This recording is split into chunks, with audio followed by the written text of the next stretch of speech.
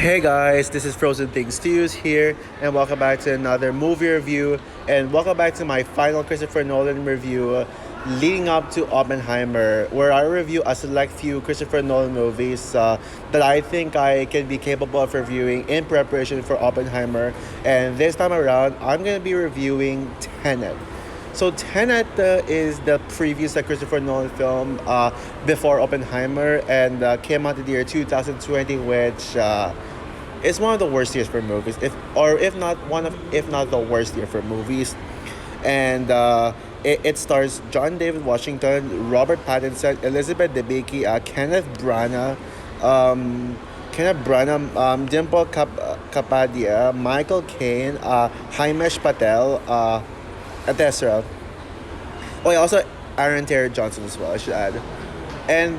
Basically the plot for Tenet that tells the story of this unnamed CIA, which he is named the protagonist who is recruited by an organization called the Tenet, a mysterious one to participate in an assignment to stop an arms dealer named Andrei Sator, who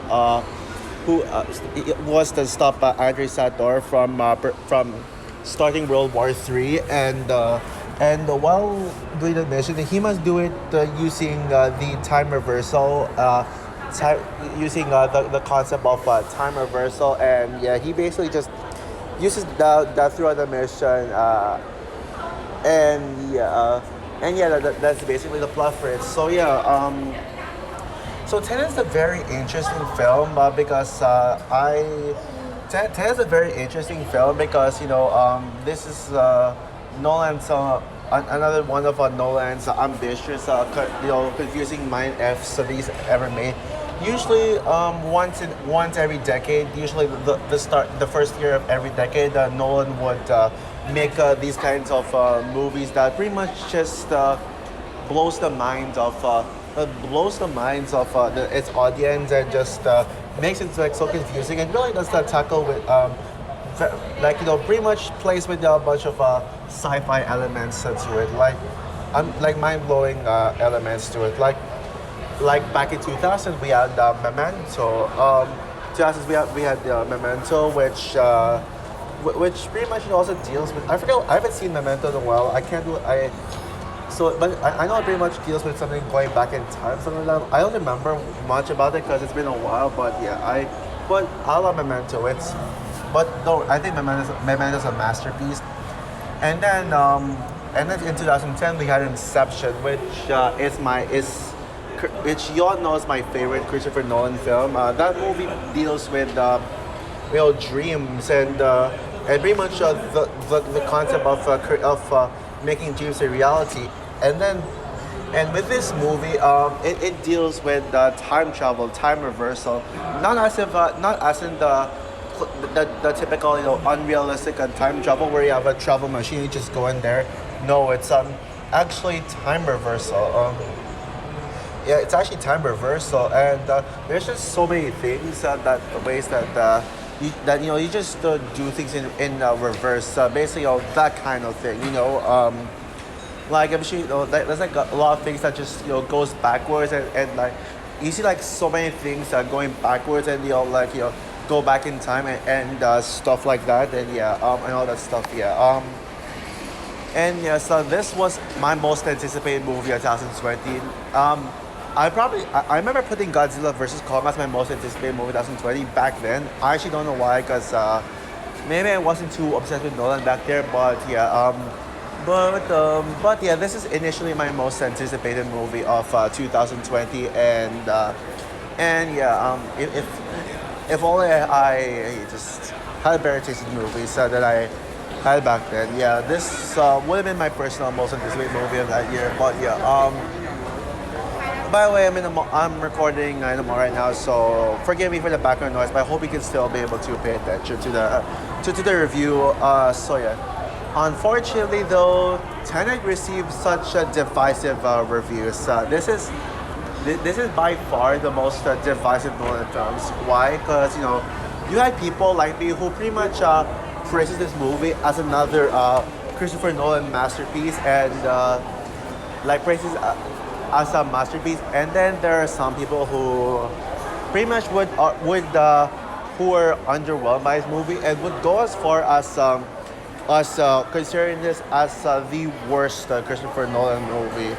Yeah, they would consider this as their least favorite Christopher Nolan movie. But to me personally, I've never really gotten the hate for this movie. I don't know why people just slam this movie and call this the worst. But I mean, I kind of get it. Yeah. Basically, people would. Basically, I know. One of the reasons as to why people don't like this movie is because basically based on what I've read from the reviews, people would usually feel nothing from this movie. In comparison to other Christopher Nolan masterpieces like Inception or Interstellar, like they would make the audience feel something, and then they would complain that that this one made them feel nothing after. Yeah, so they didn't really feel anything after seeing this film, and it left them with no impact. And also they very much criticize John David Washington for just being a very bland and wooden protagonist based on what they say. A lot of people seem to really dislike the protagonist, and also the fact that he doesn't even have a name, and the fact that they think that John David Washington was flattened and bored with his performance, and it even slammed this movie for being confusing. They say this movie is confusing, like as in it's a mess, and like confusing, like as in it's messy and it's just hard to follow, and it just makes you get lost due to the really loud sound effects and all that stuff. So yeah, but in my opinion, but in my personal opinion, Tenet is an absolute masterpiece. Yeah, I love Tenet. I absolutely love this movie. In fact, remember when I said that Soul was the best movie in 2020? Remember when I put this? Remember in my birthday video, my favorite movies from every year I was alive, when I put this as my number one, Soul as my number one favorite movie 2020. Well, I take that back because Tenet is now officially back as my favorite movie 2020. Now, technically, this was my favorite movie 2020, like at the time, but then like later on but then at one point I just put Soul as my favorite movie of that year. But now, yes, I think it is final. Tenet is the best movie of 2020. Tenet is the best movie of 2020. Okay, I found a quiet place. Well, it sounds a bit of noise to it, but yeah, I'm glad I did. But yeah, anyway, back to what I was saying.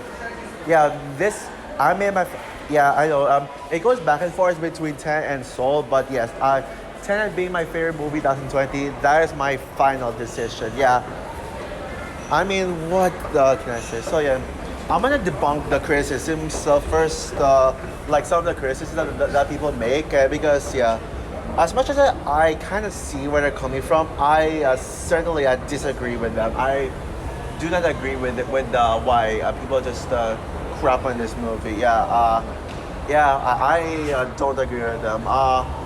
First and foremost, the thing with the criticisms that really upsets me the most is that this movie was slammed for having a confusing story, and that makes me upset because what happened, y'all? I mean, that is the laziest criticism for a Nolan movie I've ever seen. Did y'all forget what Christopher Nolan did? Like, have y'all learned nothing about Inception? Inception makes you realize what kind of a director Christopher Nolan truly is. He's someone just willing to Christopher Nolan is someone who is willing to make people actually understand his movie, because Christopher Nolan isn't just some mindless director who would just go and make mindless ambitious action movie. He actually wants you to pay attention. These confusing movies being confusing, they're done on purpose because they want audiences to understand the story and actually pay attention. But And then the fact that you all say, oh, it's so confusing. That is just y'all just y'all just really missed the point on this movie. It's meant to be confusing. I mean, every 10 years, Christopher Nolan once every 10 years, Christopher Nolan would make these ambitious, just the movie that would just mess with your mind and really makes you think. Yeah. Inception. No, no, no. Tenet is one of the smartest Christopher Nolan movies I've ever seen, and yeah, so like and this just proves why I think Christopher Nolan is the king of storytelling in my opinion, because he knows how to make stories. He knows how to make, yeah, he really knows how to choose audience well. A lot of modern Hollywood films tend to just be simply how do I say so. A lot of modern Hollywood films tend to be just mindless entertainment, where people be like, okay, you can just watch this movie just for entertainment, just sit back, relax, and yada yada. But Christopher Nolan just knows how to make stories. He has so much unique ideas, and explores it very well, and does it in a thought-provoking way. Even Interstellar, Nolan is able to mess with the audience's minds like that. Yeah, it just feels like it belongs with one of those mind F's Christopher Nolan movie. Like it could have released like in 2020 or something like that. He but that's why, to me personally, Christopher Nolan is the king of storytelling. Yeah, Christopher Nolan is the king of storytelling. He won't back down. Yeah, he knows how to make stories. And that's what I admire most about Christopher Nolan is that he is the king of storytelling. He doesn't really care what anyone else thinks. And yes, if you don't understand the story, then that is your problem. And yeah, that is pretty much the audience. That is pretty much your fault for not understanding it. And I think this is by far Nolan's most confusing film. I didn't even sorry, my bad. Yeah. I didn't even explain the plot right. Even on rewatch, like this is probably one of the most rewatchable Christopher Nolan movies, and I think that's kind of one of the reasons why this movie is just confusing, because Nolan expects the audience to just rewatch, to just revisit it, and to be able just to get us to understand the story more, and that's what I admire about Christopher Nolan. He really wants us to just rewatch, look back at it, and try to get to pick up more things about the film. It's an attention to detail movie where you have to pay attention to everything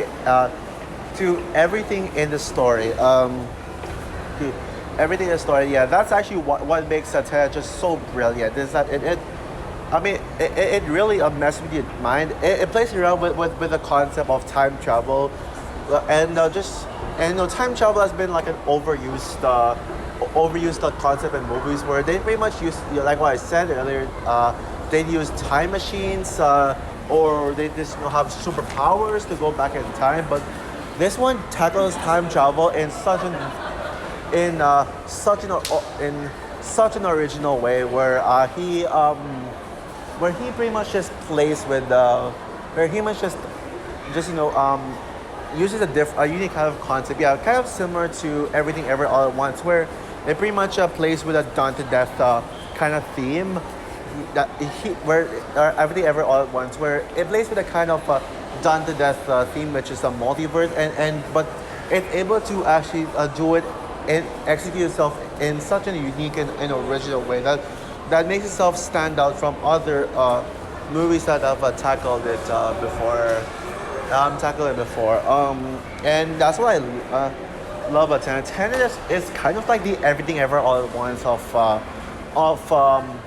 Christopher Nolan movies, if I'm being honest. Not as good as Everything Ever All at Once. I think we can all agree on that, but either way, yeah, it's still very fascinating to watch. Yeah, I love the whole concept of this time reversal and how and the fact that everything that just goes backwards and reverse. Yeah, it's pretty much made people maybe people actually meme this like as if they pretty much just type in backwards, and yeah, it really inspired a lot of people to just want to just reverse things, and that's what I love about that's one thing I love is that it feels very inspiring. So yeah, and yeah, this yes, and also not every movie needs to have emotion. Yeah, I'm someone who loves to cry in movies. I'm someone who loves to like just to get emotional in movies, but I feel like not every movie has to be emotional. So saying that this movie doesn't have any emotional impact is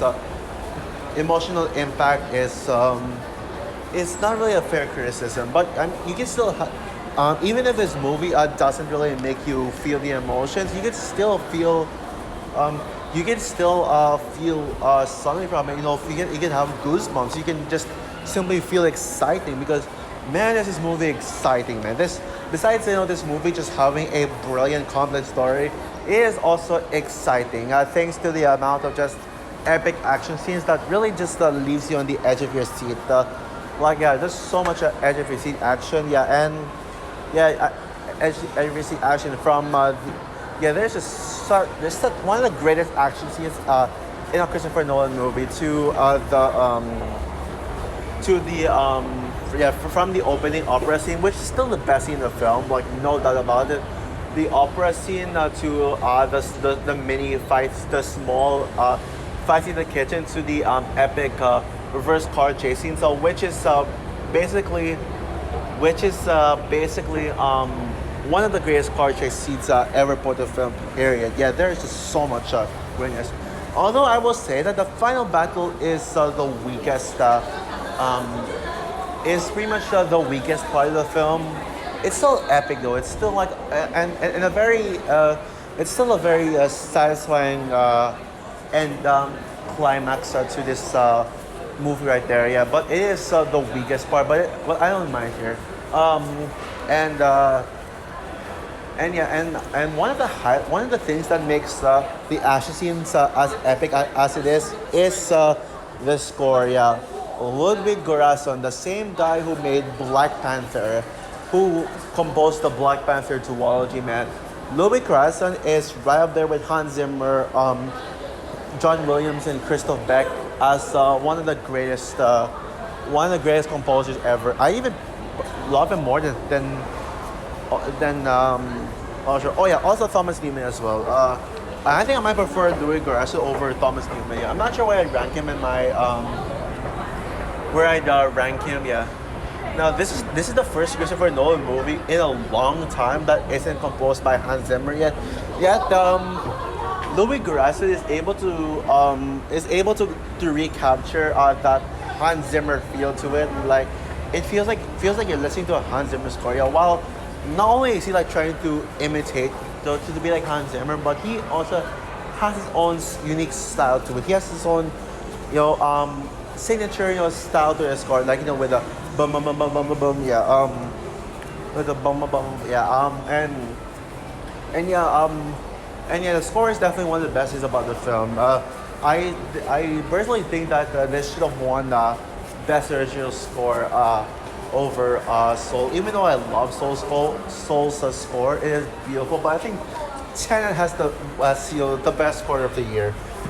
And I hear people say that Oppenheimer has the best score in a Christopher Nolan film. Well, let's see how. Well, I don't think it's gonna match the score of like Inception and especially Interstellar. But I'm still very curious to see what they're gonna do with the score in Oppenheimer. Yeah, sure. Ludwig Göransson has no Hans Zimmer, but I mean the fact that this movie is able to have a Hans Zimmer feel to it, it's just really good. Yeah, and also people criticize and pretty much the most common criticism I hear for this movie is that the score is way too loud.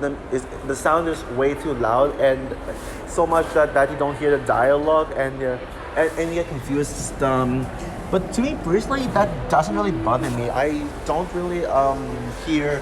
I can still hear the dialogue properly. Like I can still hear what they're saying, and yeah, sure, the score is loud. The sound is loud. I guess that's just meant to give you the IMAX feel. That's why they made the score this loud. But to me personally, I don't really see it I'm trying to cover up the dialogue and makes you not be able to hear the dialogue properly. I personally don't really see that. Yeah. And oh yeah, and also the characters as well. Yeah, the characters are far better than what the others make it out to be. Far better. Yeah. The characters. Yeah, people say that the characters are wooden as plank. There's no character development, and they're very thin. But to me personally, I mean they're a lot better. I mean, I am able to remember all the characters. Like I think the protagonist. I think he's probably the most overhated Christopher Nolan character. I like him. Yeah, sure. He doesn't have the most deep and thought-provoking character arc, but you just really love him for how badass he is. And John David Washington's a great performance. John David Washington is one of the greatest black actors, in my opinion. And this movie just really shows. I'm not sure if I would say it's his best role. I have to think about that because he's in Black Klansman. I think he was in other movies. I forgot. He was also in. He's also gonna be the upcoming The Creator, which is one of my most anticipated movies for the rest of the year. But I think John David Washington does such a great job. And then we also got other great characters like Robert Pattinson, the fan favorite character, who is just Robert Pattinson. Yeah, this is one of those movies that shows how great Robert Pattinson is.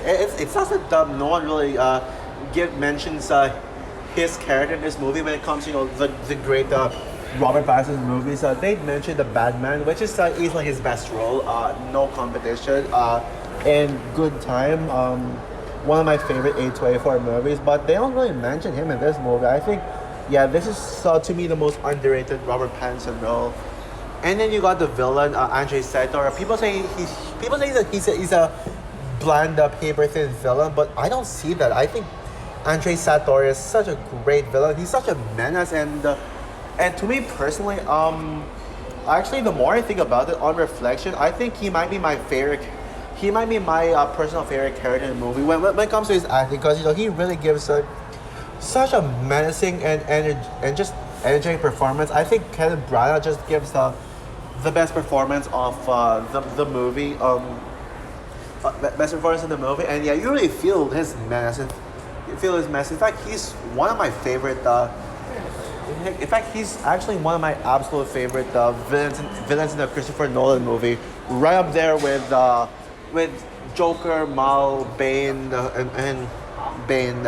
I'd even take him over. I even enjoy him more than Bane, Ra's al Ghul in Batman Begins. Yeah, he is that great of a villain, just a mess, and especially when it comes to him abusing his wife, a cat. Yeah, you really just wanna hate on him. Yeah, he's just so. They really do a good job of making Andre just such a very hateable villain. I actually,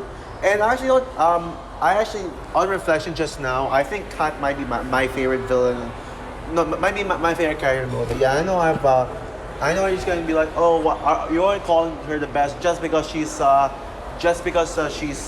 woman, and you just love to put women as your best character in every movie. Well, not every movie though. There's a numerous amount of Christopher Nolan movies where my favorite character is male, but I think it's between Robert Pattinson. My favorite characters would usually switch from Robert Pattinson to Kenneth Branagh to Kat, but I think Kat is my favorite. Yeah, she's by far Elizabeth Debicki's best role. Yeah, I mean I like her.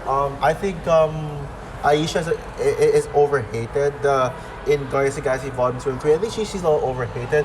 One of the weaker characters in Guardians of the Galaxy, but she's still great. Oh yeah, and also she was in that god awful Peter Rabbit movie. Ugh. But this to me is by far her best role. And considering well, she probably filmed Peter Rabbit 2 before this one. I think this is a huge step up.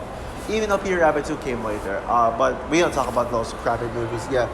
You really feel bad for Kat when she's probably you actually kind of get emotionally attached to her. So yeah, there's still some emotional beats. So there's a teeny bit of emotional beats when it comes to this when it comes to this movie, yeah, and you really root for Kat to defeat her own just abusive husband because of how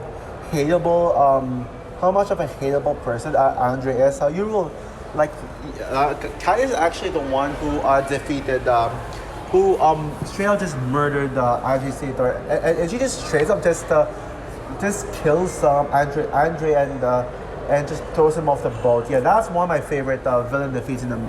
Honestly one of my favorite villain defeats. Yeah, it's just so badass, and yeah, she has probably like the best character development in a movie in this movie. Yeah, so yeah, the strongest character development, and yeah. And what else is there to say? Oh yeah. Also, I can't mention the visuals here. I mean, the time reversal thing is a part of the visuals, and once again, Nolan does such a great job with his practical effects. With his practical effects. With his practical effects, and yeah. And especially when it comes the reversal season. Yeah, this. Thank God this movie won Best Visual Effects at the Oscars. If it didn't win, then I would be upset and question the Oscars for that. And also one more thing I want to add as well is that I love this one plot twist where basically Priya was involved in Andre's work. Priya was pretty much the one who she's kind of like Andre's the protagonist's manager. She's the one who pretty much sent the protagonist to go after Angie Satter. But actually, the twist is that she's actually involved in it. She actually allows Angie Satter to get away and to get away. And it's hard to explain, but there's like some great complexity with her. And I think she is to be one of the best twist villains. Yeah, sure, Andre is the better villain of the two, but I think Priya just. One of my favorite Christopher Nolan plot twist, if I'm being honest. Yeah, that's pretty much just clever writing right there. And also, I love the song "The Plan." It's my favorite song of 2020. Oh wait, no, my favorite movie song. Technically, "Blinding Lights" by The Weeknd would be the best song of 2020 by a landslide. But "The Plan" is my favorite. The Plan is my favorite movie song that year. Just such a really fun, memorable song, and they literally made a whole trailer play with the entire song playing in it, which I like. Yeah. So overall, Tenet is the most underrated Christopher Nolan movie, and it's now back to being my favorite Christopher Nolan movie. I had this ranked a bit low in my Christopher Nolan movies rank list, but now I think I'd rank this much higher in my Christopher Nolan ranking. List when you see it. Yes, it's not his best film. There are better films that he's done, but this is just one of his some more impressive movies. And yeah, it has a very complex and deep and thought-provoking plot with characters who are much better than everyone else makes them out to be. And this movie has such great action scenes that I feel like Bond. Yeah, this is basically Bond. Bond meets sci-fi.